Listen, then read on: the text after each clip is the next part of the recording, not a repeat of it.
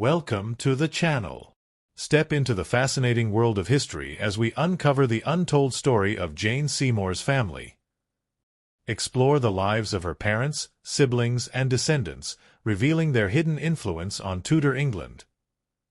Stay with us for deep insights, untold secrets, and a fresh perspective on history. Title: The Untold Story of Jane Seymour's Family.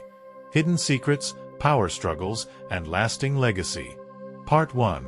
Introduction. Jane Seymour's Legacy. Jane Seymour remains one of the most enigmatic queens of England. She was neither as controversial as Anne Boleyn nor as politically influential as Catherine of Aragon. Yet, she achieved what neither of them could, providing King Henry VIII with a legitimate male heir. Her brief reign as queen consort cemented her place in Tudor history. However, Jane's story is often told solely in the context of her marriage. Little is said about the family that shaped her, the people who molded her character, and the influences that guided her into the most powerful position a woman in Tudor England could hold. This is the untold story of the Seymour family, their rise, their influence, and their lasting impact on Jane's life and legacy. The Seymour family was a relatively new force among the English nobility. Unlike the Howards or the Percys, their noble status was not long established. Yet, through a combination of strategic marriages, loyal service, and political maneuvering, they ascended rapidly in the Tudor court. Jane's father, Sir John Seymour, was a respected soldier and landowner. Her mother, Marjorie Wentworth, came from a literary and aristocratic lineage that connected Jane to some of the most notable figures in English history. Jane was not raised with the expectation of becoming a queen, but rather as a noblewoman destined for a respectable marriage. It was her family's growing influence and her own quiet yet compelling presence that eventually placed her in Henry's orbit. To understand Jane's journey, one must first understand her family. The Seymours were ambitious, but they were also careful, strategic, and deeply loyal to the Tudor cause. Unlike the Boleyns, whose rise to power had been dramatic and contentious, the Seymours played a more measured game. They did not openly challenge the king's authority, nor did they stir controversy. Instead, they positioned themselves as trustworthy and steady, which ultimately worked in their favor.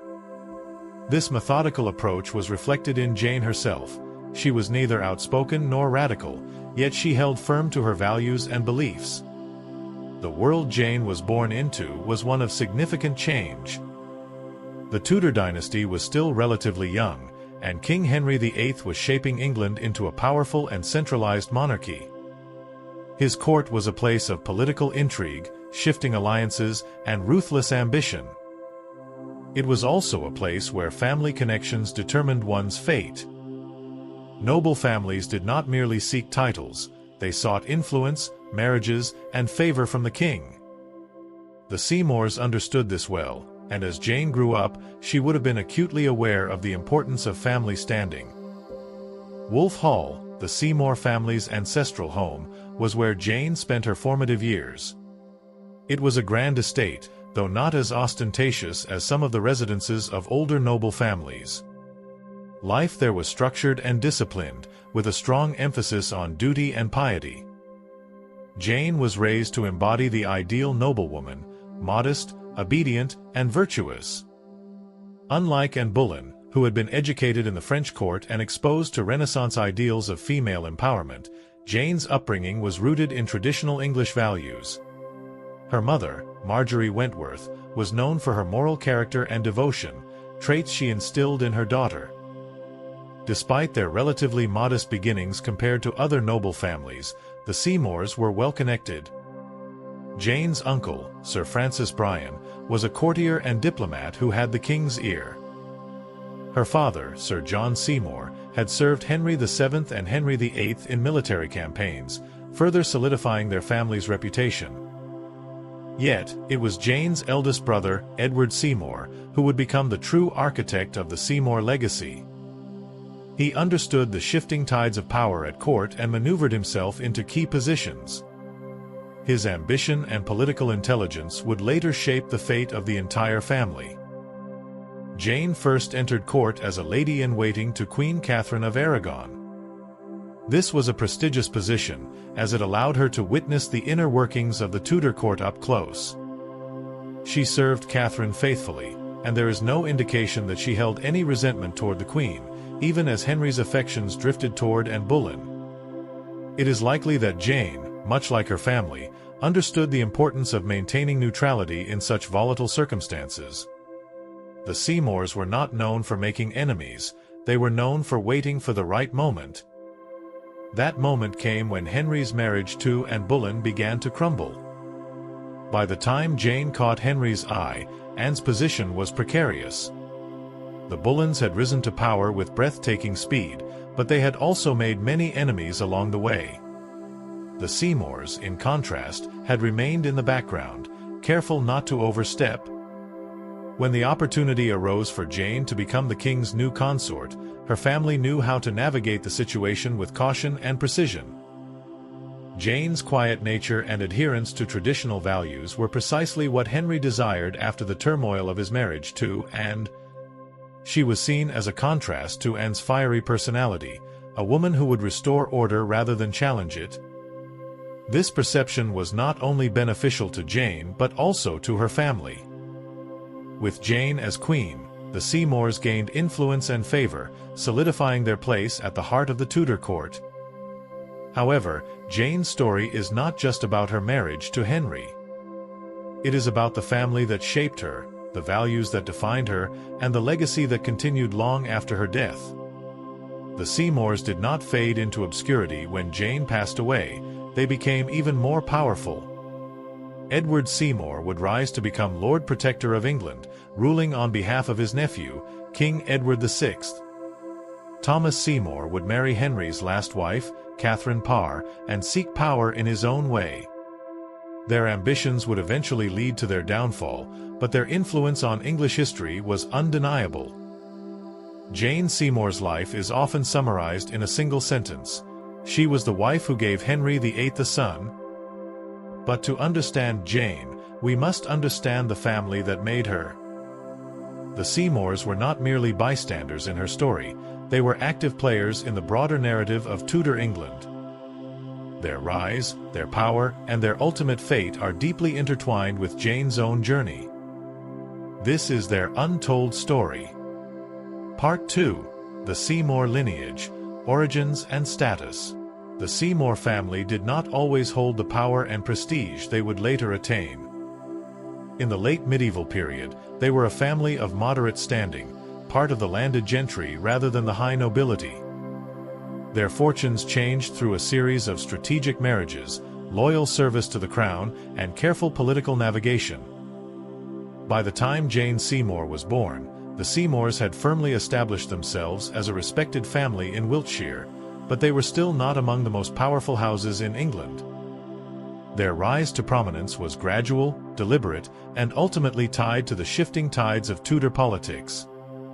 The family's origins can be traced back to the 12th century, when they were known as Street Moor. Over time, the name evolved into Seymour, and by the late 15th century, they had acquired estates in Wiltshire, the most notable being Wolfhall. This estate, though not as grand as the castles of older noble families, became the center of Seymour influence. It was here that Jane Seymour was raised, surrounded by the traditions of her family and the expectations placed upon a noblewoman of her status. Sir John Seymour, Jane's father, played a crucial role in advancing the family's fortunes. Unlike some of the more aggressive power seekers at court, Sir John built his influence steadily, aligning himself with the Tudor cause at a time when England was undergoing significant change. He served both Henry VII and Henry VIII, gaining recognition for his loyalty and military service. His position as Sheriff of Wiltshire and later as a Knight of the Body to the King ensured that the Seymour name remained relevant in court circles. He was not a man who sought open confrontation or reckless ambition. He understood the value of patience, alliances, and discretion. The Seymours benefited greatly from England's shifting political landscape. The Wars of the Roses had decimated many noble families, leaving room for ambitious gentry to rise. The Tudors, keen to establish their own authority, relied on the loyalty of men like Sir John Seymour. The family support of the Tudor dynasty ensured their survival in a period where allegiance could mean the difference between prosperity and ruin. By the time Henry VIII ascended the throne, the Seymours were well positioned to take advantage of the king's need for reliable, capable courtiers. One of the most important factors in the Seymours' rise was their ability to forge advantageous marriages. Marjorie Wentworth, Jane's mother, came from a distinguished family with connections to the aristocracy. Through her, the Seymours gained further legitimacy and access to influential circles. Marjorie was known for her beauty, piety, and intelligence, traits that she would pass on to her daughter. Her marriage to Sir John Seymour was a union of both practicality and shared ambition. Together, they worked to strengthen the family's standing. The Seymour children were raised with an acute awareness of their position and potential. Edward, the eldest son, was groomed for leadership, receiving the best education available to prepare him for court life. Thomas, though equally ambitious, would later seek power in his own more reckless manner. Jane, as a daughter, was expected to marry well, bringing further connections and stability to the family. She was not raised with the expectation of becoming queen, but her upbringing emphasized the qualities that would later make her an ideal consort for Henry VIII. Compared to other noble families of the time, the Seymours were relatively modest in wealth and influence. They were not as powerful as the Howards, who had royal blood, nor as entrenched in court politics as the Bullens. But what they lacked in immediate prominence, they made up for in strategy. They observed, waited, and positioned themselves carefully.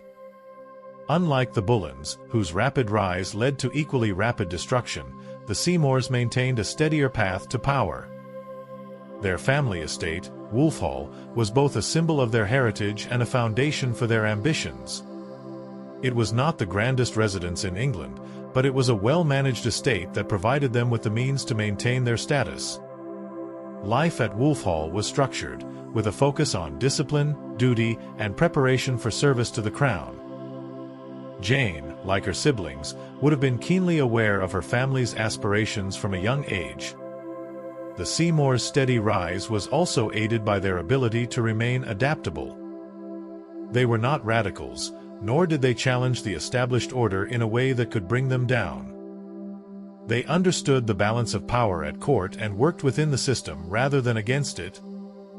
This pragmatism became one of their greatest strengths and allowed them to survive where others fell. By the time Jane Seymour entered Henry VIII's court, the Seymour name was well respected but not yet dominant. They were known, trusted, and valued, but they had not yet reached the pinnacle of power. That moment would come later, when Jane caught the king's eye and her family's fortunes changed forever. Their patience, caution, and loyalty would finally be rewarded. The story of the Seymours is one of calculated ambition rather than reckless pursuit of power. They were not the loudest or the most controversial players at court, but they understood the importance of alliances and timing. Their rise was not instantaneous, but it was enduring.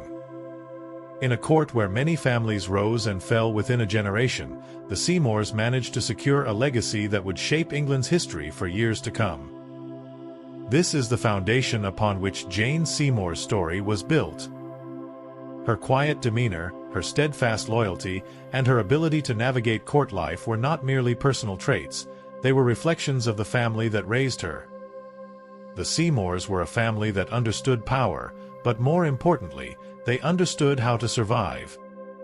Their moment of triumph was yet to come, but the groundwork had been laid. The path that led Jane to the throne was not one of sudden fortune. It was the result of years of careful positioning, subtle influence, and unwavering ambition. The Seymours had prepared for their opportunity, and when it came, they were ready. This is how a family of Wiltshire gentry became one of the most influential forces in Tudor England. Part 3. Sir John Seymour, the Patriarch. Sir John Seymour was the foundation upon which the Seymour family's rise to prominence was built. Without his steady leadership, military service, and careful political maneuvering, the family might never have reached the heights they eventually attained. He was not a man who sought reckless ambition, nor did he crave attention at court. Instead, he focused on loyalty, duty, and securing his family's future through calculated decisions. His influence was crucial in shaping Jane Seymour's character, as well as the ambitions of his sons, Edward and Thomas. Born in the late 15th century, Sir John Seymour was raised in a world of shifting allegiances and dynastic struggles. England was still recovering from the Wars of the Roses, a period of brutal civil conflict that had devastated noble families across the country. The Tudor dynasty, newly established under Henry VII, sought to consolidate its power, rewarding those who remained loyal to the crown. The Seymours, though not among the highest nobility, understood the importance of securing favor in this new political landscape. Sir John's early years were shaped by service and duty. He was knighted in 1497 after demonstrating valor during military campaigns, including the suppression of the Cornish Rebellion.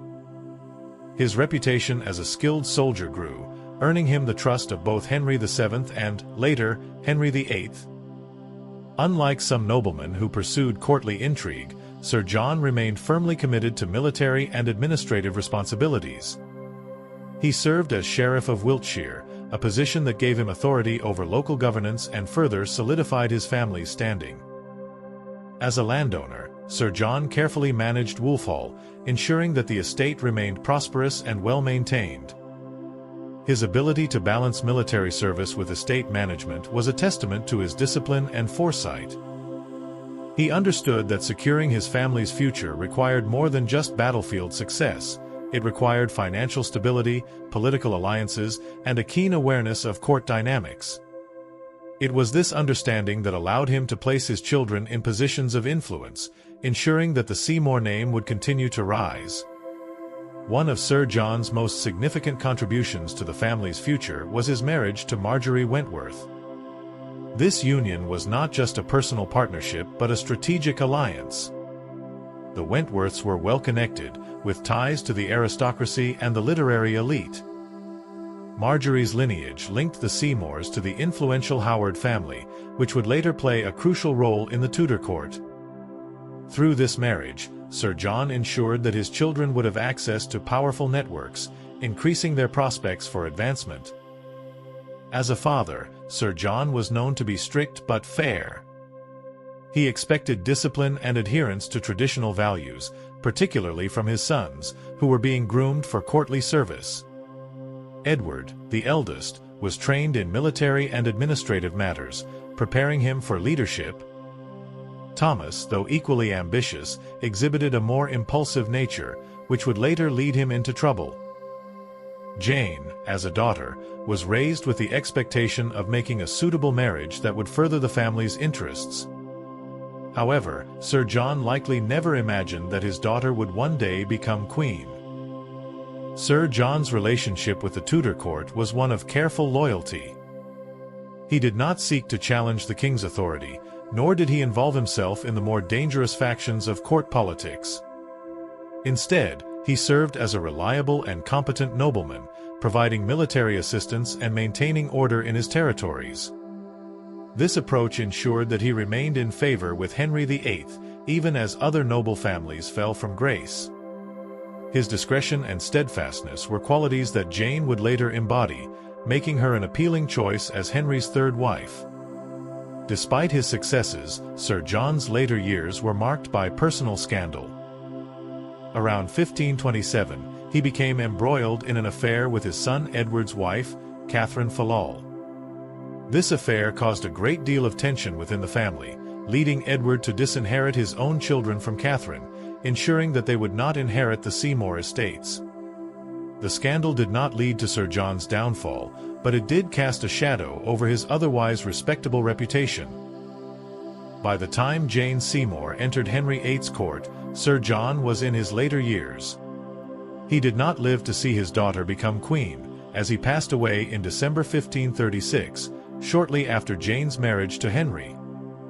However, his influence on her life was undeniable. The values he instilled in her, duty, obedience, and a sense of loyalty, shaped her approach to queenship. She did not seek power for herself, nor did she engage in the political maneuvering that defined Anne Boleyn's time as queen. Instead, she presented herself as a traditional and submissive consort, a reflection of the upbringing she had received under her father's guidance. Sir John's legacy extended beyond Jane's marriage to Henry. His son Edward would go on to become the Duke of Somerset and Lord Protector of England during the reign of Edward VI. His younger son, Thomas, would become Lord High Admiral and later marry Catherine Parr, Henry VIII's last wife. Both men wielded significant influence, though their ambitions would ultimately lead to their downfalls. Yet, their rise to power was made possible by the foundation laid by their father, a foundation built on service, strategy, and unwavering loyalty. The story of Sir John Seymour is not just that of a nobleman seeking advancement. It is the story of a man who understood the shifting nature of power in Tudor England and positioned his family accordingly. His careful planning ensured that the Seymours would not only survive but thrive. Without his influence, Jane might never have reached the throne, and the Seymour name might have remained a footnote in history. Instead, through his dedication and foresight, he set the stage for one of the most remarkable family ascents of the Tudor era. Though he did not live to see the full extent of his family's success, Sir John Seymour's impact was undeniable. His disciplined approach to power, his careful selection of alliances, and his unwavering commitment to securing his family's future all contributed to the Seymours' enduring legacy. His children would go on to shape England's history in ways he could never have predicted, but it was his foundation that made their ambitions possible. The patriarch of the Seymour family may not have been the most famous figure of his time, but his influence was deeply felt. Without him, there would have been no Queen Jane Seymour, no Lord Protector Edward Seymour, and no ambitious, albeit ill-fated, Thomas Seymour. His legacy was not in personal glory but in the dynasty he helped create. His story, often overshadowed by the more dramatic events of Tudor history, deserves to be remembered. It was his steady hand that guided the Seymours to power. And it was his vision that ensured they would leave a lasting mark on England's history. Part 4. Marjorie Wentworth, a Mother's Influence. Marjorie Wentworth was more than just the wife of Sir John Seymour. She was a woman of noble blood, refined manners, and literary connections, shaping the identity of the Seymour family in ways that extended beyond politics. Her influence on Jane Seymour was profound, instilling in her daughter the values of piety, modesty, and duty, qualities that would later define Jane's time as queen. Born into the distinguished Wentworth family around 1478, Marjorie was the daughter of Sir Henry Wentworth and Anne. The Wentworths were an established and respected noble house, with direct connections to the powerful Howard family. Through this lineage, Marjorie was distantly related to Henry VIII's second wife, Anne Boleyn, and his fifth wife, Catherine Howard. This web of familial ties meant that Marjorie was well acquainted with the expectations placed upon noblewomen of her era, expectations that she would pass on to her own daughters. Marjorie was celebrated for her beauty and intelligence. She was even praised by the renowned poet John Skelton, who compared her to classical figures of virtue and grace. In an era when literary patronage was a mark of distinction, such recognition was significant. It suggested that Marjorie was not only admired for her appearance but also for her refinement and education. This combination of elegance and intellect made her an ideal choice for marriage within the rising Seymour family. Her union with Sir John Seymour was a match that balanced practical ambition with personal compatibility. Together, they managed Wolfhall and raised a large family, ensuring that each child was prepared for the responsibilities of noble life. Marjorie bore 10 children, and though not all survived into adulthood, those who did would go on to leave an indelible mark on England's history. Among them were Edward, who would become Lord Protector of England, and Jane, who would become Henry VIII's third wife. Marjorie's role as a mother was rooted in the traditional expectations of noblewomen. She oversaw the household, ensured the proper education of her children, and upheld the moral values that were essential for a family seeking advancement. She was deeply religious, a trait that she instilled in Jane, who grew up with a strong sense of devotion and piety. Unlike Anne Boleyn, whose courtly education had emphasized wit and charm, Jane Seymour was raised with an emphasis on obedience, humility, and faith, qualities that would later endear her to Henry VIII. Despite the constraints placed upon women of her time, Marjorie wielded considerable influence within the Seymour household. She was responsible for arranging advantageous marriages for her children, ensuring that they were positioned for success. She also maintained strong ties with other noble families, fostering connections that would benefit the Seymours in the years to come. Her ability to navigate the complexities of Tudor society was instrumental in the family's rise to prominence. Marjorie's influence was most evident in Jane, who embodied many of her mother's qualities. Whereas Anne Boleyn had captivated Henry VIII with her fiery spirit and ambition, Jane offered him a stark contrast, a quiet, submissive nature that reflected the traditional ideals of queenship. It is likely that Marjorie had prepared her daughter for such a role, even if she never imagined that Jane would one day become queen. Though Marjorie spent most of her life at Wolfhall, managing the Seymour estate, she was not disconnected from courtly affairs. Through her connections with the Wentworth and Howard families, she remained informed about the shifting tides of Tudor politics. She understood the dangers of court life, the precarious nature of favor, and the importance of maintaining a careful balance between ambition and discretion. These lessons were not lost on Jane, who would later navigate the treacherous world of Henry VIII's court with remarkable skill. As Jane rose in prominence, Marjorie would have watched with a mixture of pride and apprehension. The fate of Henry VIII's wives was well known, and the downfall of Anne Boleyn had been swift and brutal. Marjorie, having witnessed the court's capacity for both favor and cruelty, likely understood that Jane's position was both an opportunity and a risk. Yet, Jane's upbringing had prepared her well. She knew how to present herself as the perfect consort, gracious, obedient, and utterly unlike her predecessor. Marjorie did not live to see all the consequences of her family's ascent. She passed away in 1550, long after Jane's brief reign had ended and her son Edward had risen to power as Lord Protector. By then, the Seymour name had reached its zenith, but it had also begun to unravel. The ambition that had once propelled the family forward had also led to dangerous rivalries and political missteps. Yet, Marjorie's legacy endured. Her influence on Jane had shaped a queen, and her values had left a lasting mark on the Tudor court. The story of Marjorie Wentworth is often overshadowed by the dramatic rise and fall of her children, but she was a key architect of the Seymour family's success. Her intelligence, grace, and careful management of her household provided the foundation upon which her children built their legacies. Without her, Jane might never have developed the qualities that made her an ideal queen, and the Seymour family might never have ascended to the heights of power. Her life was not one of scandal or intrigue, but of quiet determination and steadfast duty. She exemplified the virtues that were expected of noblewomen in Tudor England: piety, loyalty, and devotion to family. And through her daughter, these virtues became the defining traits of one of Henry VIII's most famous queens. Even after her passing, Marjorie's legacy endured through her surviving children and their descendants.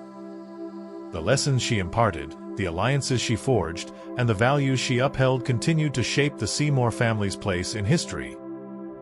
She was not merely the wife of a nobleman or the mother of a queen. She was a guiding force in the Seymour family's rise, a woman whose influence extended far beyond her lifetime. In a world where women's contributions were often overlooked, Marjorie Wentworth played a crucial role in shaping the Tudor era. Through her, the Seymours became more than just a noble family, they became a dynasty. And though history may not always remember her name as readily as her daughters, Marjorie's presence is felt in every chapter of the Seymour family's story. Her influence was quiet but undeniable. And it is through that influence that she helped shape the fate of England. Part 5. Edward Seymour, the ambitious brother. Edward Seymour was a man of immense ambition, intelligence, and political acumen. He was not content to simply exist within the ranks of the nobility. He sought power, influence, and a lasting legacy. Unlike his sister Jane, who rose to prominence through marriage, Edward carved his own path, climbing the political ladder through military service, strategic alliances, and an unrelenting pursuit of authority. His rise was remarkable, but his downfall was equally swift, proving that in the volatile world of Tudor politics, even the most powerful could fall. Born around 1500 at Wolfhall, Edward was the eldest surviving son of Sir John Seymour and Marjorie Wentworth. As the heir to the Seymour estate, he was expected to continue the family's upward trajectory, expanding their influence and securing their position in Tudor society. His education was thorough, ensuring he was well-versed in military tactics, governance, and courtly affairs. From an early age, it was clear that Edward possessed a sharp mind and a keen sense of strategy. He was not one to shy away from opportunity, nor was he content with merely maintaining his family's status. He wanted more. Edward's first major step into prominence came through military service. Like his father before him, he distinguished himself on the battlefield, earning a reputation as a capable and fearless leader. He fought in France during Henry VIII's campaigns, gaining valuable experience in warfare and demonstrating his ability to command men. His successes in battle not only bolstered his own reputation but also reinforced the Seymour family's standing at court. Military service was one of the most effective ways for a nobleman to gain the king's favor, and Edward knew how to leverage his accomplishments to his advantage. His personal life, however, was marked by controversy. His first marriage was to Catherine Fallal, the daughter of a wealthy landowner. This union seemed promising, but it ended in scandal when rumors surfaced that Catherine had engaged in an affair, possibly with Edward's own father, Sir John Seymour. The disgrace led Edward to disinherit the children from this marriage, ensuring that they would not inherit the Seymour estates. It was a harsh decision, but one that reflected Edward's pragmatic and often ruthless nature. He would not allow personal scandal to derail his ambitions. Edward's fortunes took a decisive turn when his sister Jane caught the attention of Henry VIII. As Jane rose in the king's favor, so too did the entire Seymour family. Edward, ever the strategist, recognized the opportunity before him and positioned himself as a key supporter of his sister's courtship. He distanced himself from Anne Boleyn's faction and aligned himself with those who favored Jane's more traditional and submissive approach to queenship. His loyalty to Jane paid off handsomely when she became queen in 1536. With Jane on the throne, Edward's power expanded rapidly. He was granted the title of Viscount Beauchamp in 1536 and later became Earl of Hertford. His influence at court grew as he became one of Henry VIII's most trusted advisors, using his position to secure wealth, land, and authority. However, he understood that his true power would come not from Jane's queenship, but from the possibility of an heir. When Jane gave birth to Prince Edward in 1537, the Seymour family was catapulted to the highest echelons of Tudor society. Jane's death just days after childbirth was a devastating blow to the family, but Edward knew that their influence was far from over. As the uncle to the future king, he wielded considerable power, ensuring that the Seymours remained at the center of Tudor politics. He continued to serve in military campaigns, further proving his worth and cementing his reputation as a capable leader. However, his true moment of ascension came in 1547, when Henry VIII died and his son, Edward VI, ascended the throne. With the young king too inexperienced to rule, Edward Seymour seized the opportunity to become Lord Protector of England. This position made him the most powerful man in the country, effectively ruling in the king's name. He was granted the title of Duke of Somerset, and under his leadership, England pursued ambitious religious reforms, military campaigns, and political restructuring. Edward positioned himself as a champion of Protestantism, pushing forward policies that aligned with his vision for England's future. However, power came with its own set of challenges. Edward's leadership style was often seen as autocratic, and his reforms, though well-intentioned, faced significant resistance. His handling of economic policies, particularly those affecting the lower classes, led to widespread unrest. The 1549 rebellions, including Kett's Rebellion and the Prayer Book Rebellion, exposed the weaknesses in his rule. While he had once been seen as a strong and decisive leader, his inability to manage dissent effectively began to erode his support. His most dangerous rival emerged in the form of John Dudley, the Earl of Warwick. Dudley was a shrewd and calculating politician who recognized Edward's growing vulnerabilities. In 1549, Dudley orchestrated a coup, rallying support against Edward and stripping him of his position as Lord Protector. Edward was arrested and imprisoned in the Tower of London. Though he was later released and briefly restored to favor, his power had been permanently weakened. By 1552, Dudley had solidified his control, and Edward Seymour was once again arrested. This time, there would be no reprieve. He was charged with treason and executed on January 22, 1552. His rise had been meteoric, but his fall was just as swift. The man who had once ruled England in all but name was now a cautionary tale of ambition unchecked. Edward Seymour's legacy is complex. He was a skilled military leader, a shrewd politician, and a man who shaped the course of English history. His role as Lord Protector marked a pivotal moment in the Tudor era, influencing the religious and political landscape of the time. However, his downfall serves as a reminder of the dangers of power in the Tudor court. No position was ever secure, and even the most powerful could be undone by shifting alliances and political maneuvering. Yet, despite his tragic end, Edward Seymour left an undeniable mark on history. His reforms, his military campaigns, and his role in shaping the early years of Edward VI's reign ensured that his influence would not be forgotten. He was a man who sought greatness and, for a time, achieved it. But in the ever-changing world of Tudor politics, even the most ambitious could not hold on to power forever. His story is one of ambition, power, and ultimate downfall. And in the shadow of his execution, the fate of the Seymour family would continue to unfold. Part 6. Thomas Seymour, the Reckless Opportunist. Thomas Seymour was a man who could never be content with what he had. While his elder brother, Edward Seymour, pursued power through careful strategy and military strength, Thomas took a different approach, a reckless, impulsive pursuit of influence that would ultimately lead to his downfall.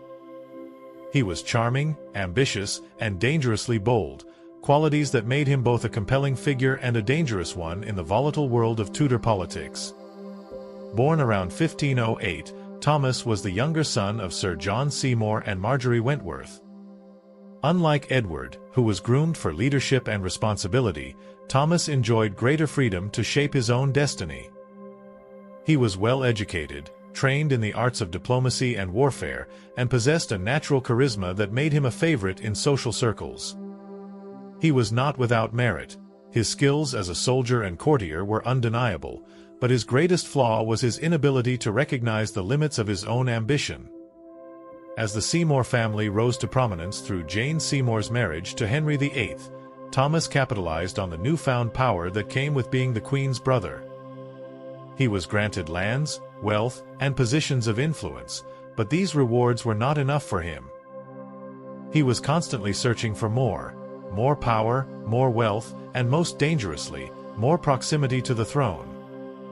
His ambitions would bring him into direct conflict with his own brother, Edward, who sought to control and contain him. One of Thomas's most infamous pursuits was his marriage to the Dowager Queen, Catherine Parr. Catherine, Henry VIII's sixth and final wife, had been widowed in 1547 following the king's death. She was a woman of intelligence and deep religious conviction, and she had played a significant role in shaping the religious policies of Henry's later years. However, she was also deeply in love with Thomas Seymour, a relationship that had likely begun even before she married Henry. With the king dead, Thomas wasted no time in securing Catherine's hand in marriage. Their union was conducted in secret, likely because he feared the disapproval of his brother Edward, who had risen to the position of Lord Protector of England. The marriage, when finally revealed, caused a scandal. Many at court saw it as an audacious move, one that positioned Thomas dangerously close to the young king, Edward VI. As Catherine was still a beloved figure, her marriage to Thomas gave him access to her wealth, her household, and most significantly, the young Princess Elizabeth, who was living under Catherine's care.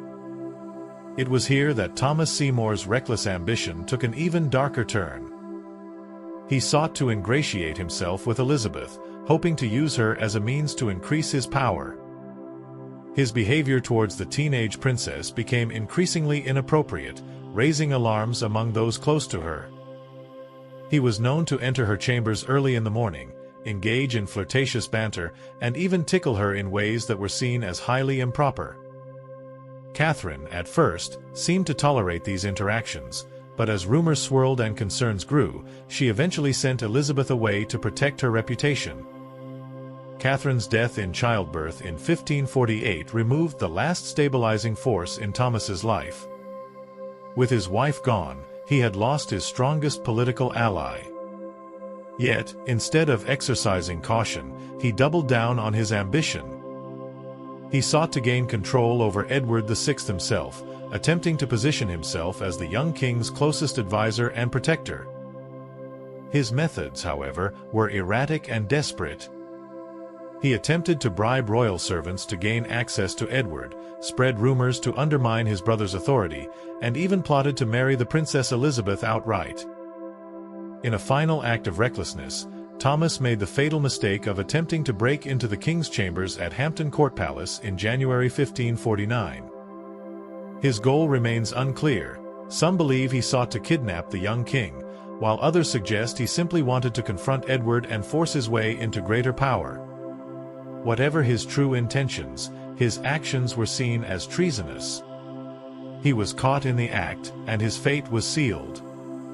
Edward Seymour, who had tolerated his brother's antics for years, had no choice but to act. Thomas was arrested and thrown into the Tower of London. Despite his previous influence and status, he found few allies willing to defend him. His reckless behavior had alienated those who might have otherwise come to his aid. In March 1549, he was charged with treason and executed by beheading. His death was swift and unceremonious, a stark contrast to the life he had lived. Thomas Seymour's legacy is one of squandered potential. He had the intelligence, the charm, and the connections to carve out a powerful place for himself in Tudor society, yet his impatience and impulsivity ensured his downfall. Unlike Edward, who pursued power through calculated moves, Thomas sought shortcuts, relying on personal charm and risky schemes. In the end, he miscalculated the ruthlessness of Tudor politics. His relationship with Elizabeth would haunt the princess for years to come. The rumors and scandals surrounding his interactions with her created whispers that followed her even when she became queen. It is believed that his actions helped shape Elizabeth's cautious approach to relationships and marriage, teaching her a valuable lesson about the dangers of trust and unchecked ambition. Despite his failures, Thomas Seymour remains one of the more fascinating figures of the Tudor era. He was bold, charismatic, and utterly unafraid to take risks, even when those risks led to his own destruction. His story serves as a cautionary tale, a reminder that in the world of Tudor politics, ambition without restraint was a dangerous game to play. His fate was sealed the moment he believed he could outmaneuver his brother, manipulate a princess, and control a king. And in the end, Thomas Seymour's greatest mistake was underestimating the very system he sought to dominate. His rise was swift, but his fall was inevitable. Part 7. Jane Seymour's Rise to Queenship. Jane Seymour's journey to becoming Queen of England was not one of sudden ambition or dramatic intrigue. Unlike her predecessor Anne Boleyn, whose path to the throne was marked by passion, scandal, and controversy, Jane's rise was quiet, measured, and seemingly inevitable. She was not a woman who openly sought power, nor did she challenge the norms of Tudor courtship. Instead, she positioned herself as the perfect contrast to and demure, obedient, and utterly devoted to the king's wishes. Born around 1508 at Wolfhall, Jane was raised in the traditions of a noble family, where duty and decorum were paramount. Unlike Anne Boleyn, who was educated in the sophisticated courts of Burgundy and France, Jane's upbringing was simpler, focused on the virtues of piety, household management, and loyalty. She was not known for her wit or intelligence in the same way Anne was, nor did she possess an impressive education in languages or literature. Instead, she embodied the ideal Tudor woman, modest, virtuous, and compliant. Jane's entrance into court life came through service as a lady-in-waiting, first to Catherine of Aragon and later to Anne Boleyn. This position allowed her to observe the inner workings of the royal court, gaining an understanding of the power struggles that shaped Tudor politics. Though she remained largely in the background, her presence did not go unnoticed. She was described as fair-skinned, with pale blonde hair and a gentle demeanor that made her stand out in contrast to Anne's dark, sharp-featured beauty. Wild and captivated with her boldness and charisma, Jane drew attention with her quiet elegance. By 1535, tensions between Henry VIII and Anne Boleyn were beginning to surface. Their once passionate marriage had soured under the weight of political pressures, religious conflicts, and Anne's failure to produce a male heir.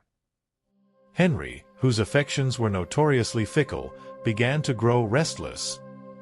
It was during this period of discontent that John Seymour caught his eye. Unlike Anne, who had used flirtation and wit to engage the king's interest, Jane took a different approach. She presented herself as the antithesis of and gentle where Anne was fiery, submissive where Anne was willful. Her behavior was carefully crafted to appeal to Henry's growing disillusionment with his queen. Jane never overstepped boundaries, never engaged in outward displays of ambition, and never sought to challenge the king's authority. Instead, she remained composed, allowing Henry to see in her the qualities he now desired most in a wife. By early 1536, Henry's attentions had fully shifted toward Jane. He began visiting her frequently, bestowing her with gifts and affection in a way that made it clear she was more than just another courtly distraction. The king's courtiers, ever attuned to shifts in power, began to take notice.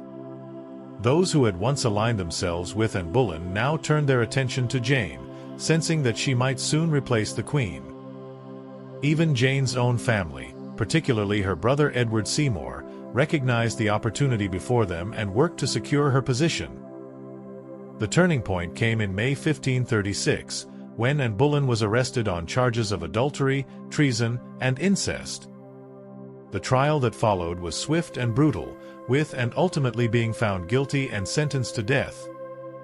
On May 19, Anne was executed, and Henry VIII was free to marry again. Jane Seymour's ascension to the throne was not marked by celebration or grandeur. There was no coronation, no lavish spectacle to welcome her as queen. Instead, she was quietly married to Henry just 11 days after Anne's execution, on May 30, 1536. Jane's early days as queen were defined by her careful navigation of court politics. She was acutely aware of the circumstances under which she had become queen and took great care to avoid the mistakes of her predecessor. Unlike Anne, who had openly challenged Henry's decisions and engaged in heated debates, Jane adopted a far more traditional role. She spoke softly, deferred to the king's authority, and made no efforts to assert her own political influence. However, Jane's most significant role as queen was not in courtly affairs or political maneuvering. It was in securing the future of the Tudor dynasty. Henry's greatest concern had always been the need for a male heir, and Jane understood that her primary duty was to provide him with a son. Unlike Catherine of Aragon and Anne Boleyn before her, Jane succeeded in this task. In October 1537, she gave birth to Edward VI, the long-awaited male heir that Henry had desperately sought for decades. The birth of Prince Edward was a moment of triumph for Jane. She had achieved what neither of Henry's previous wives could, securing her place in history as the mother of a future king. Yet, her victory was short-lived. The strain of childbirth proved too great for her body, and within days, she fell gravely ill. Tudor medicine offered little in the way of effective treatment, and despite the efforts of her physicians, Jane's condition rapidly deteriorated. On October 24, 1537, less than 2 weeks after giving birth, Jane Seymour died at the age of 29. Her death left Henry VIII devastated. Of all his wives, Jane was the only one he publicly mourned. She was given a grand funeral and buried at St. George's Chapel in Windsor Castle, the same place where Henry himself would one day be laid to rest. He would go on to marry 3 more times, but Jane remained, in his own words, the one true wife he had loved.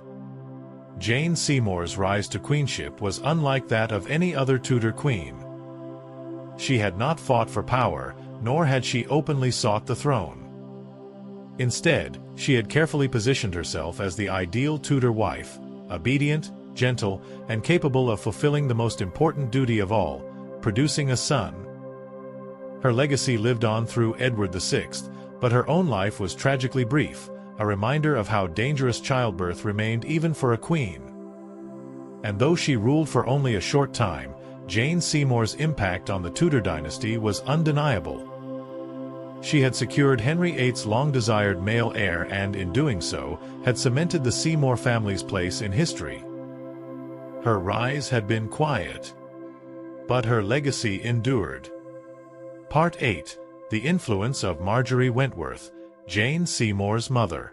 Marjorie Wentworth was more than just the mother of a queen.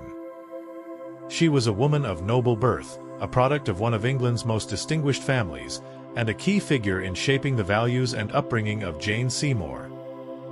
Though she never held the power of a queen herself, her influence ran deep, not only within her own household but also in the wider network of Tudor aristocracy. Through her, Jane inherited the qualities that would define her queenship: modesty, piety, and an unwavering sense of duty. Born around 1478, Marjorie was the daughter of Sir Henry Wentworth and Anne Say, both of whom came from esteemed lineages that traced their heritage back to English royalty. Her father, Sir Henry, was a man of notable status, serving as Sheriff of Yorkshire and later as a trusted courtier under Henry VII. The Wentworth family had deep connections to the ruling elite, positioning them among the nobility long before the Seymour family gained prominence. Marjorie's mother, Anne Say, was also from an influential background, further cementing Marjorie's place within the upper echelons of society. The combination of her parents' noble bloodlines made Marjorie an ideal candidate for a strategic marriage, and in the late 15th century, she was wed to Sir John Seymour of Wolfhall. Their union was one of status and advantage, a merging of 2 powerful houses that would eventually produce one of England's most influential queens. Though records of Marjorie's personal life are scarce, what is known suggests that she was a woman of considerable grace and intelligence. She was deeply admired for her beauty, with the poet John Skelton even composing verses in her honor, praising her as a model of English womanhood. Her reputation as a virtuous and elegant lady followed her throughout her life, making her a respected figure in noble circles. As the matriarch of the Seymour family, Marjorie bore at least 10 children, including Edward and Thomas Seymour, both of whom would rise to great prominence, and, of course, Jane, the future queen. The Seymour household was one of discipline and tradition, and Marjorie played a crucial role in instilling in her children the values that would later shape their paths.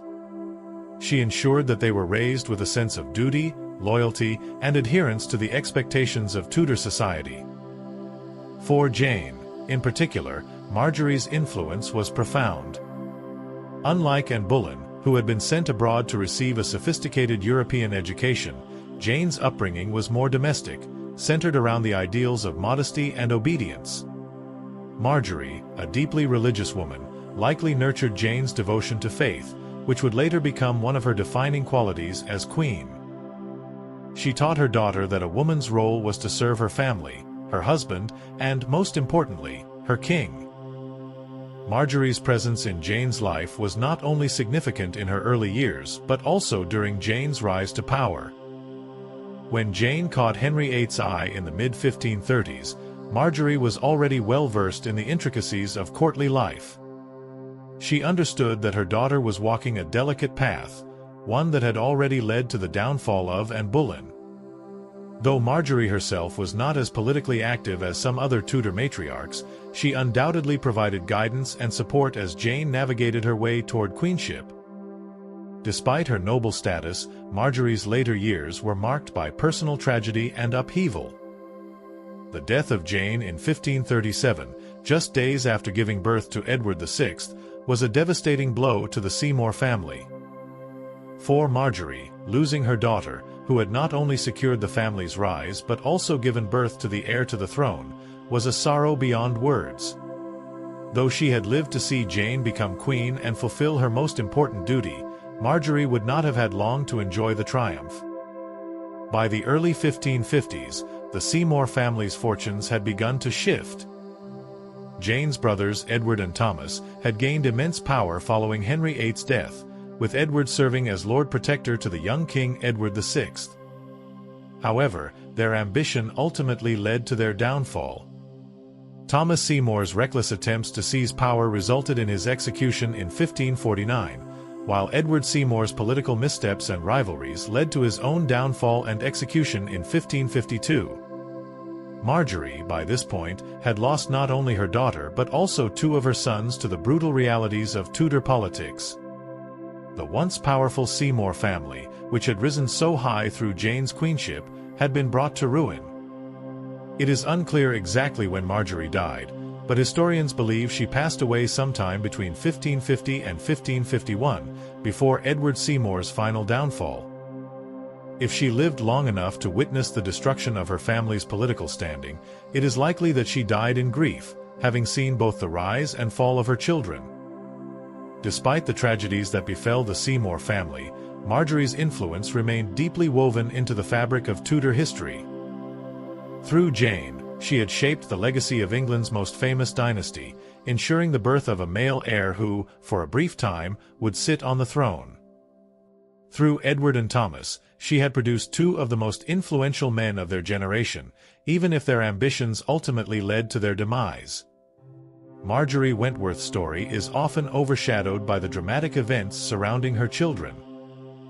Yet, without her, the story of Jane Seymour, and indeed, the future of the Tudor dynasty, would have been entirely different. She was the quiet force behind a family that left an indelible mark on history. She did not seek power. She did not crave influence.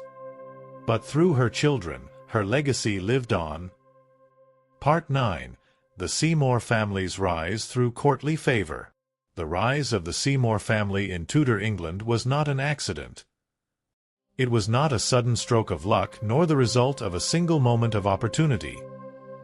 It was a gradual, calculated climb, one that relied on loyalty, service, and, ultimately, the favor of a king who was always looking for those he could trust. Unlike the Boleyns, whose ascent to power had been swift and spectacular, the Seymours built their status steadily over decades. Their rise was not fueled by radical ambition or political scheming, but rather through quiet persistence and an ability to adapt to the ever-changing dynamics of the Tudor court. It was a family strategy rooted in patience.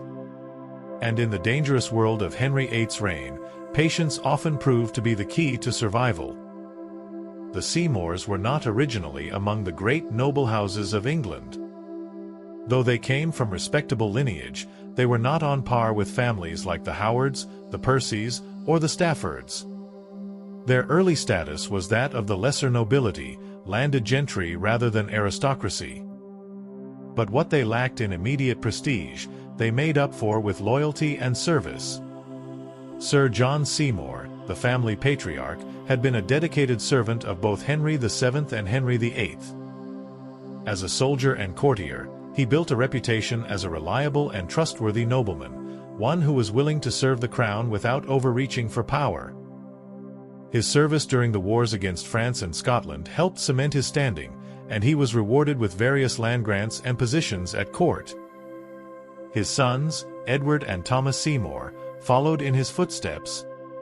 They understood that in a court ruled by an unpredictable and often ruthless king, the best path to power was through service, not defiance. Edward, the eldest, proved himself as a capable military leader and administrator, while Thomas, the younger, cultivated connections that would later help him navigate the complexities of courtly politics.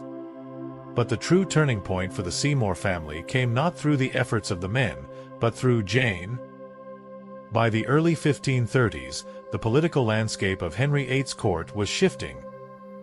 The downfall of Cardinal Wolsey had created a power vacuum, and the Boleyn family was at the height of its influence. And Boleyn had secured her place as queen, and her supporters dominated the royal court. For the Seymours, this meant they had to tread carefully, ensuring they did not align themselves too closely with any faction that might fall out of favor. They remained neutral, neither fully supporting the Boleyns nor opposing them outright. It was a strategy that would later serve them well. When Anne Boleyn's star began to fade in 1535, the Seymours were perfectly positioned to step into the growing power void. Jane Seymour's emergence as Henry VIII's new favorite marked the beginning of the Seymour family's rapid ascent. While Anne's position was crumbling due to her failure to produce a male heir, Jane was presented as the ideal alternative, a woman of virtue, obedience, and quiet dignity. The contrast between the two women could not have been greater, and Henry, weary of Anne's challenges and disappointments, saw in Jane the promise of stability. As Jane gained favor with the king, so too did her family. Edward Seymour, recognizing the opportunity before him, ensured that he was closely involved in court affairs, strengthening his ties to key figures in the king's inner circle. Thomas Seymour, though younger and less politically experienced, began cultivating his own connections, aligning himself with those who might support the Seymour family's rise. When Anne Boleyn was executed in May 1536, the Seymours wasted no time securing their position. Jane married Henry just 11 days later, and with that, the Seymour family was no longer a minor noble house, they were now the family of the Queen. Their influence grew rapidly, and with Jane's pregnancy in 1537, their status became even more secure. The long-awaited male heir, Edward VI, was born in October of that year, ensuring that the Seymour family was forever tied to the Tudor dynasty.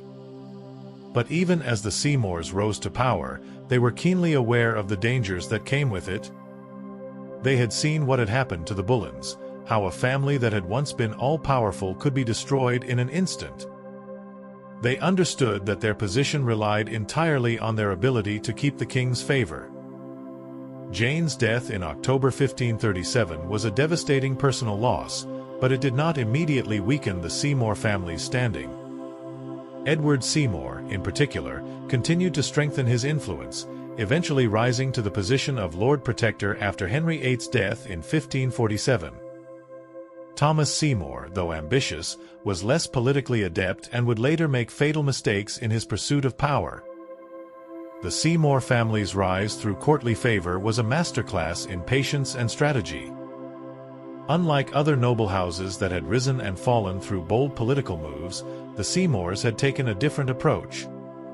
They had built their power slowly, aligning themselves with the right people at the right times, and never overreaching beyond what was safe. But courtly favor was a dangerous thing. And just as it had elevated the Seymours, it would one day contribute to their fall. The rise had been steady. The power had been real. But in the Tudor court, nothing lasted forever. Part 10. Edward Seymour, the ambitious brother. Edward Seymour was not a man content to live in the shadow of others. From the moment his family rose to prominence through Jane's marriage to Henry VIII, he saw the opportunity before him. He was not merely the brother of a queen. He was a man of vision, ambition, and an unshakable belief in his own abilities. Unlike his younger brother Thomas, who was known for his charm and impulsiveness, Edward was methodical. He was patient. He understood that power was not something to be seized recklessly but something to be built carefully, piece by piece. And as the Tudor court shifted and changed around him, Edward positioned himself to become one of the most powerful men in England. Born around 1500, Edward was the eldest surviving son of Sir John Seymour and Marjorie Wentworth. As the firstborn, he was always expected to carry the weight of the family's future. He was trained in the ways of nobility, educated in the arts of war and governance, and groomed for a life of service at court. His early years were spent observing, learning, and preparing for the role he would one day play. By the 1520s, Edward had already begun making a name for himself in Henry VIII's court. His military skills were recognized, and he was given positions of increasing responsibility, particularly in matters of defense and warfare. He fought in the campaigns against Scotland and France, proving himself as a capable and disciplined commander. He was not the kind of man to seek glory on the battlefield for its own sake. He fought because it was necessary, because it was expected of a man in his position. But it was not war that would bring Edward to the height of his power. It was his sister, Jane. When Jane Seymour caught Henry VIII's attention in 1535, Edward saw the possibilities that lay ahead. He did not interfere directly. Jane was no political schemer, and neither was he, but he understood the significance of the moment. If Jane became queen, the entire Seymour family would rise with her. Their influence would spread. Their power would grow. And when Anne Boleyn fell in May 1536, Edward ensured that his family was ready to step into the void. Jane's marriage to Henry elevated Edward to the position of royal brother-in-law, a title that carried with it significant prestige.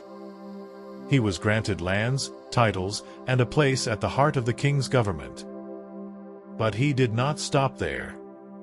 He knew that titles alone were not enough.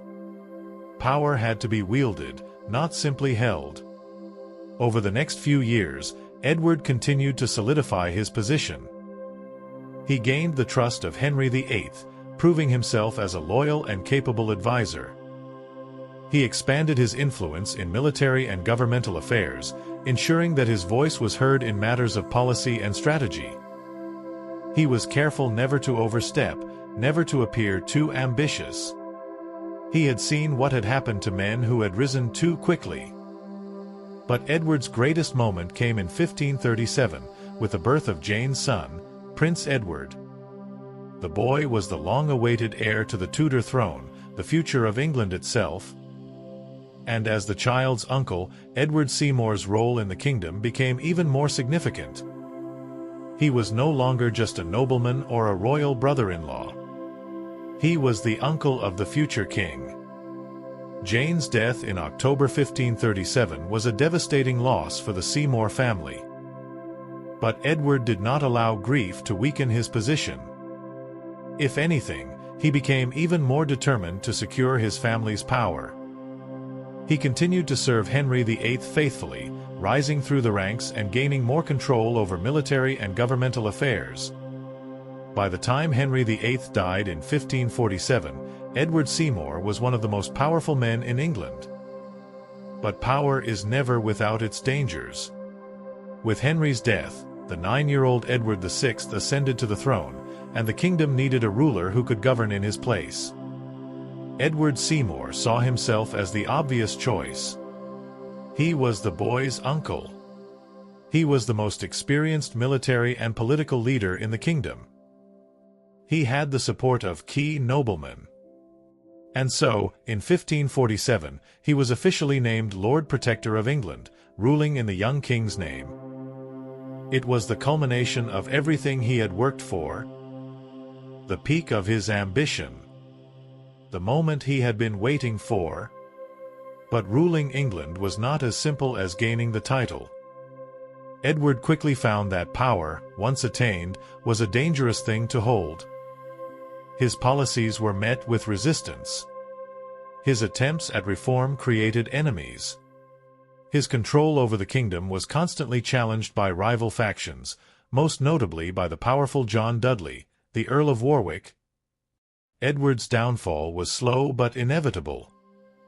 His own brother, Thomas Seymour, turned against him, seeking power for himself? His once loyal allies began questioning his decisions. The nobles who had once supported his rise now whispered of his failures. And by 1549, the whispers had turned into open rebellion. Edward was arrested, stripped of his title, and imprisoned in the Tower of London. He was given a second chance in 1550, released under strict conditions, but his enemies had not forgotten his past mistakes. In 1552, he was accused of plotting against the government, and this time, there was no escape. He was executed on January 22, 1552, his ambition finally leading him to his death.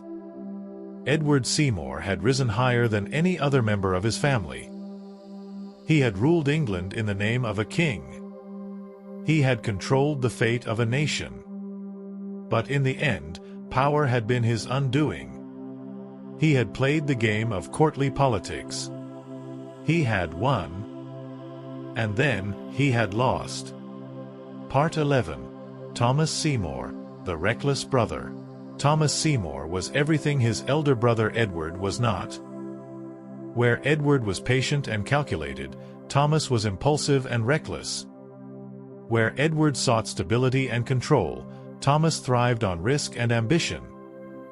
And where Edward carefully built his power over years of service, Thomas tried to seize it all in a single reckless grab. He was a man of charm, confidence, and undeniable magnetism. But he was also a man who never quite knew when to stop. Born around 1508, Thomas was the younger son of Sir John Seymour and Marjorie Wentworth. Unlike Edward, who bore the responsibilities of the family's future, Thomas had more freedom to forge his own path. He was trained in the ways of the court, educated in the expectations of noble society, and given opportunities to serve the crown, just like his brother. But Thomas was never content to stand in Edward's shadow. Throughout the 1530s and 1540s, he carved out a reputation as a charismatic courtier. He was handsome, charming, and possessed a natural ability to win people over. While Edward built his power through military and administrative service, Thomas focused on making connections, aligning himself with influential figures, and ensuring that he remained in the good graces of those who mattered. When Jane Seymour became queen in 1536, Thomas, like the rest of his family, benefited from the rise in status. He was given lands, titles, and positions at court, solidifying his place among the nobility. But while Edward focused on strengthening the Seymour family's grip on government, Thomas had other ambitions. He was not content to simply be the brother of a queen. He wanted more. During Henry VIII's later years, Thomas sought to elevate himself further. He served as an ambassador and a diplomat, traveling to various courts across Europe, using his charm and wit to secure England's interests abroad. But no matter how much success he found, it was never enough. The true turning point in Thomas's life came in 1547, with the death of Henry VIII. His nephew, the 9-year-old Edward VI, ascended to the throne, and his brother Edward Seymour was named Lord Protector of England. It was the moment the Seymour family had been waiting for. They were now the most powerful family in the kingdom. But Thomas was not satisfied with being the younger brother of the Lord Protector. He wanted a share of that power for himself. At first, he attempted to gain influence through marriage. He secretly courted Princess Elizabeth, the future Elizabeth I, believing that a marriage to the young royal would give him the political leverage he needed. But when this failed, he turned his attention to another influential woman, Catherine Parr, the widow of Henry VIII. Catherine was a wealthy, intelligent, and politically experienced woman. She had survived life as Henry's queen and had managed to maintain her influence even after his death. Marrying her would bring Thomas wealth, status, and access to the young King Edward VI. It was a bold move, and Thomas wasted no time in making it happen. Without his brother Edward's permission, he secretly married Catherine in the spring of 1547. It was a scandal. the widow of the king, marrying in secrecy, just months after Henry's death. The court was shocked. And Edward Seymour, now Duke of Somerset and Lord Protector, was furious. But Thomas was not a man to be deterred by disapproval. He believed that his marriage to Catherine would be his ticket to power. With her wealth and influence, he would carve out his own position in the kingdom, independent of his brother's control. For a time, it seemed as though his plan might work. Catherine became pregnant in 1548, and Thomas appeared to be securing his future. But his ambitions soon led him down an increasingly dangerous path. Determined to gain more direct control over King Edward VI, Thomas began plotting. He sought to win the young king's favor, visiting him in secret, whispering ideas into his ear, and attempting to turn him against his elder brother. He promised Edward that he could be free from his uncle's strict rule, that he could rule as a true king rather than a boy under his brother's control. It was an act of pure recklessness, a direct challenge to Edward Seymour's authority. And it would prove to be Thomas's undoing. Catherine Parr's death in childbirth in September 1548 only made matters worse. Without her protection and influence, Thomas was left exposed. His erratic behavior grew worse. He was caught breaking into the young king's chambers in the middle of the night, allegedly to speak to him in secret. Some claimed he intended to kidnap the boy. Others believed he planned something even more sinister. Whatever his true intentions, the act was the final straw. Edward Seymour had tolerated his brother's ambition for long enough. In January 1549, Thomas was arrested on charges of treason. He was accused of plotting against the Lord Protector, of seeking to control the king, and of attempting to undermine the stability of the government. The evidence against him was damning. And yet, even in his imprisonment, Thomas remained defiant. He refused to confess. He refused to beg for mercy. He believed until the very end that he could still find a way out. But the Tudor court was not a place where mistakes were forgiven. On March 20, 1549, Thomas Seymour was executed at the Tower of London. His ambition had cost him everything. His wealth, his influence, his life. He had wanted power. He had played the game. And he had lost. Thomas Seymour was a man who had everything he needed to succeed: charm, intelligence, and opportunity. But he was also a man who never knew when to stop. In the end, his greatest enemy had not been his brother. It had not been the nobles who turned against him. It had been himself. Part 12. The Seymour family's legacy in Tudor England. The rise and fall of the Seymour family was swift, dramatic, and filled with ambition. From the moment Jane Seymour caught the eye of Henry VIII to the execution of Edward and Thomas Seymour, their story was one of power, intrigue, and betrayal. But their legacy did not end with the deaths of the two brothers. The name Seymour continued to echo through Tudor England, shaping the course of history in ways both seen and unseen. Jane Seymour's most enduring contribution was, of course, her son, Edward VI. She had done what no wife before her had managed. She had given Henry VIII a legitimate male heir. It was a triumph that secured the Seymour family's position at the heart of the Tudor court. But it was also a fragile victory. For all the wealth, influence, and status they had gained, the Seymours had tied their fate to a single child. A child whose reign would be short, whose health was frail, and whose death would ultimately bring their family's power to an end. Edward VI was only 9 years old when he became king in 1547. Too young to rule alone, he relied on the guidance of his uncle, Edward Seymour, who took the title of Lord Protector. For a brief moment, it seemed as though the Seymour family had reached the pinnacle of their power.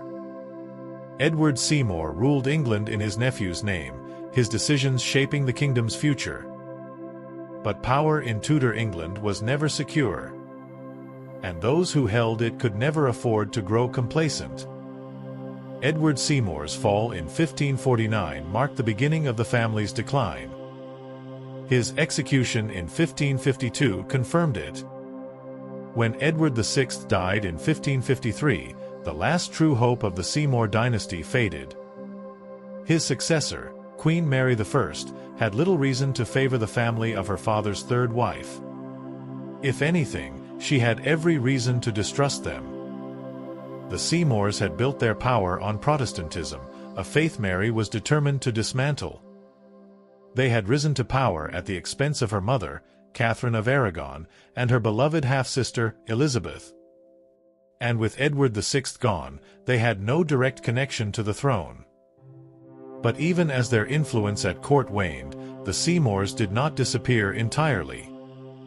They remained a noble family of considerable wealth, their lands and titles still affording them a place among the English aristocracy. Yet they would never again wield the power they had once held.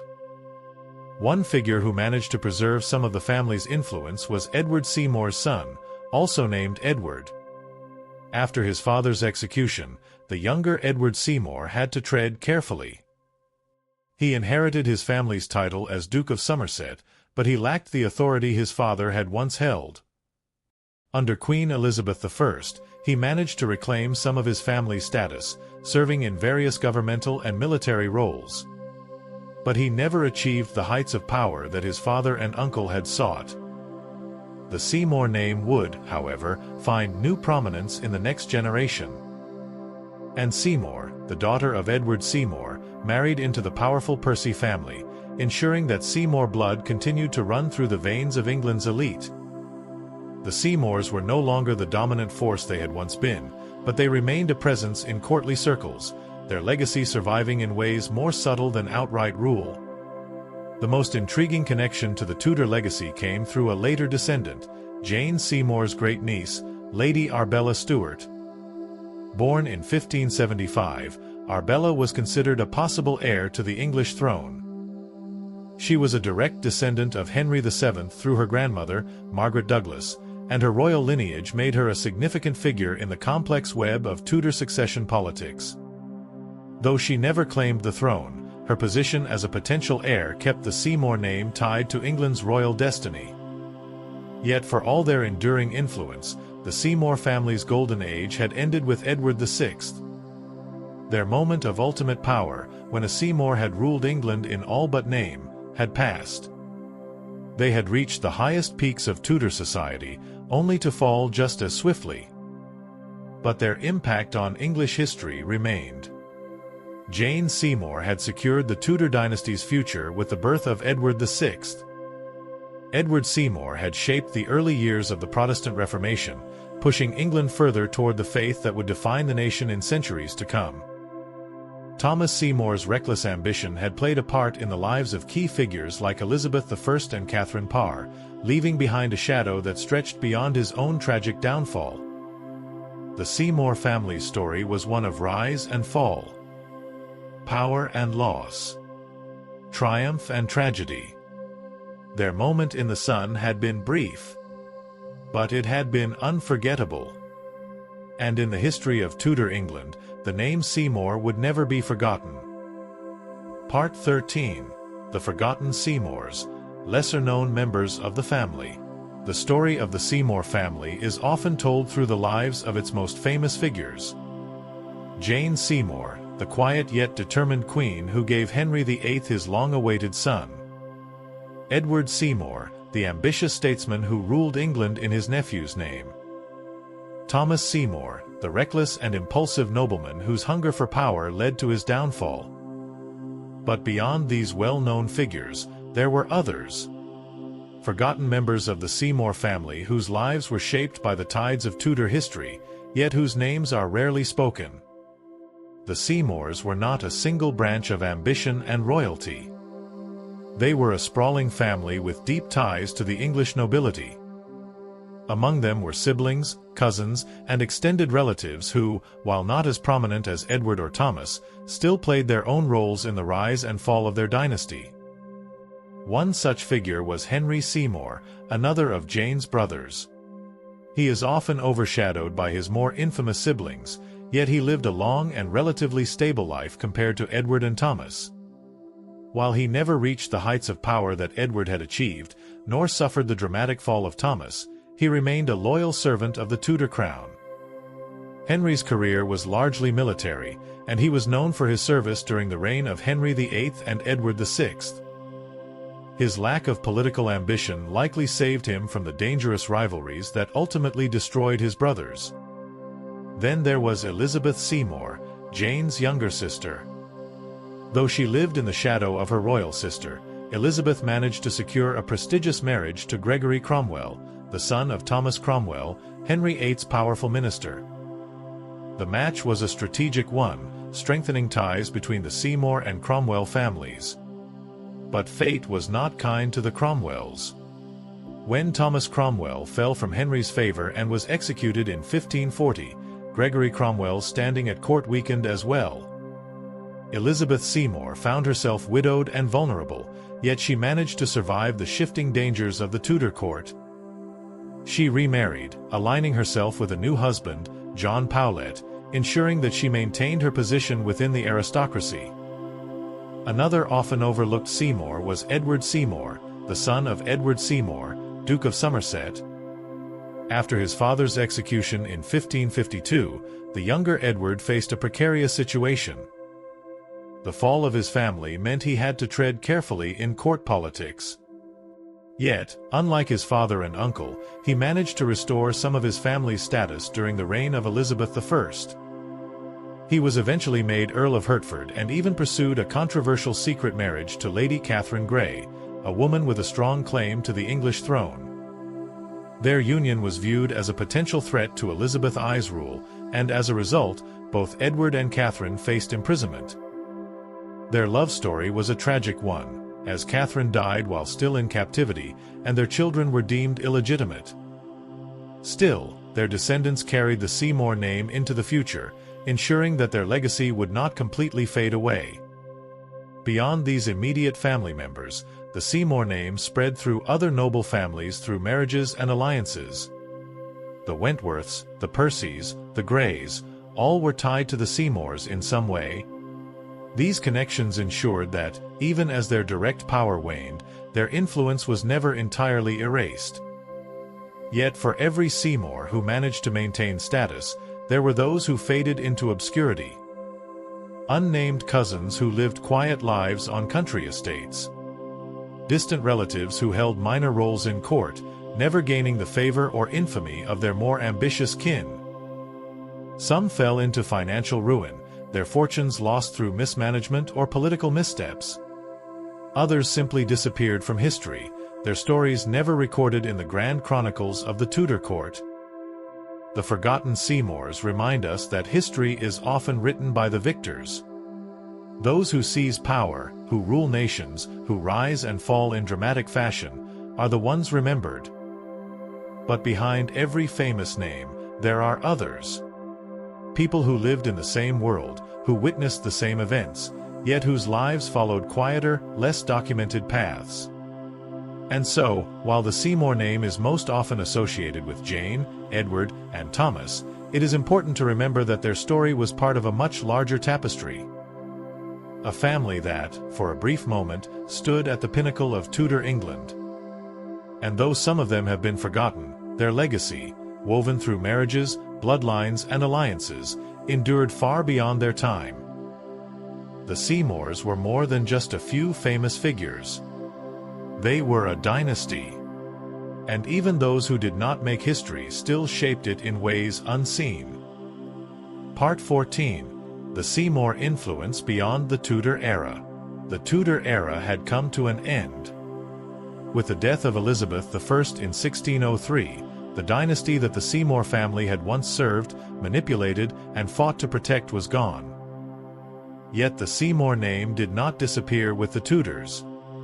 Though their moment of absolute power had passed, their influence would continue for centuries, shaping England's political and social landscape in ways both direct and indirect. One of the most lasting marks of the Seymour family was their connection to the English monarchy through bloodlines. The descendants of Edward Seymour, Duke of Somerset, would go on to play key roles in the Stuart period and beyond. His great-grandson, William Seymour, 2nd Duke of Somerset, became entangled in one of the most dramatic love affairs of the early 17th century. He secretly married Lady Arbella Stuart, a woman who had a legitimate claim to the throne as a descendant of Henry VII. This union was seen as a direct challenge to King James I, who feared it could lead to an attempt to usurp his rule. The couple was imprisoned, and though William managed to escape, Arbella was not so fortunate. She died in captivity, a tragic end to a story that could have changed the course of English history. But even as they suffered political setbacks, the Seymours remained one of England's most powerful noble families. Over the generations, they continued to hold prestigious titles, including the Dukedom of Somerset, a title that still exists today. Their wealth, land, and status ensured that they remained part of the upper echelons of English society, even if they never again ruled as they had during Edward VI's reign. One of the family's most enduring contributions came not in politics, but in architecture. The Seymours were patrons of grand country estates, and perhaps their most famous legacy in this regard is Longleat House. Built by Sir John Thynne, a steward of Edward Seymour, Longleat remains one of the finest examples of Elizabethan architecture in England. It has stood the test of time, a monument to the wealth and influence of the family that once controlled vast portions of the country. The military legacy of the Seymours also continued. In the 17th and 18th centuries, members of the family served in key military roles, defending England's interests at home and abroad. During the English Civil War, the Seymour name was once again tied to the shifting tides of power. Some members of the family supported King Charles I, while others sided with Parliament. This divided loyalty reflected the fractured nature of the nation itself. Though the war ultimately led to the temporary downfall of the monarchy, the Seymours, ever adaptable, managed to survive the turbulence and retain their noble standing. As England moved into the Georgian and Victorian periods, the Seymour name became less associated with political intrigue and more with aristocratic stability. They remained one of the great noble families of Britain, their fortunes secured through generations of careful marriages and estate management. The Dukes of Somerset continued to hold influence, though their power was now more symbolic than direct. Even in modern times, the Seymour name continues to hold weight.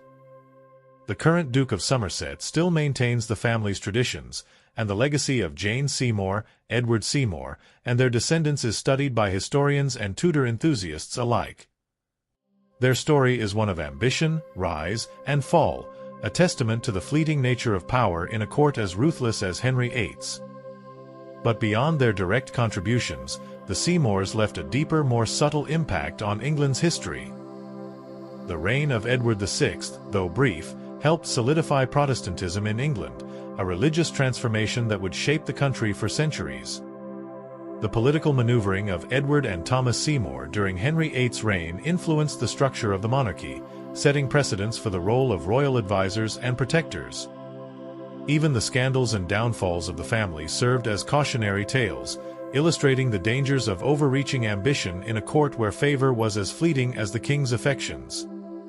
And so, while the age of the Seymours as rulers and kingmakers ended with the Tudors, their name never truly faded. Their blood still runs through the veins of British aristocracy. Their estates still stand as reminders of their once great power. Their stories continue to captivate those who study the tumultuous world of Tudor England. The Seymours were not just a family. They were a force. A dynasty that, though it rose and fell in spectacular fashion, never truly disappeared. Their story, like the echoes of history itself, remains. Thank you for watching. We hope you enjoyed the untold story of Jane Seymour's family. Their legacy shaped Tudor England in ways often overlooked. Stay tuned for more fascinating historical insights. Don't forget to like, share, and subscribe for more deep dives into history's most compelling stories.